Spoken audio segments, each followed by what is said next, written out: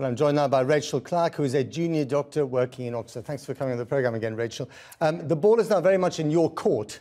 You heard Jeremy Hunt there. Are you going to accept this deal? Are you buying in? Well, I'm delighted to hear that Jeremy Hunt, belatedly 9 months into this dispute, has finally discovered the power of talk and negotiation. It's a shame that doesn't extend to him sitting face-to-face in public with a junior doctor like me and talking face-to-face. But at least we are now in a situation where dialogue has been more meaningful. But will you accept the deal?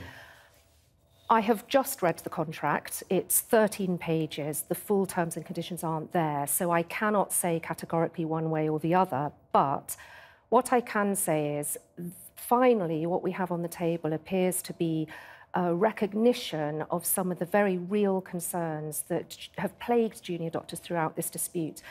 Jeremy Hunt, from the outset, attempted to portray this as a pay dispute. It's centred on Saturday overtime and overtime alone, and that has never been what has driven doctors like me to strike. This has been about us having working terms and conditions that enable us to safely provide a meaningful standard of care for our patients. And I think there have been real improvements in the contract to address that. It sounds as if you're veering towards a yes.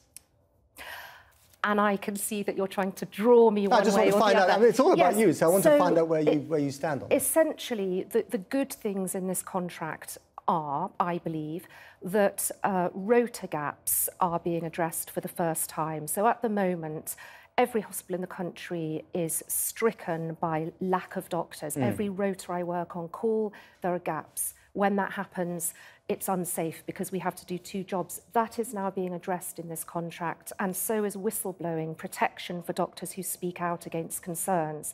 That's very good because it matters for patient safety. But if you were to vote no, and this will go to a vote, do you really envisage any more strike action after this? Do you have the stomach for it?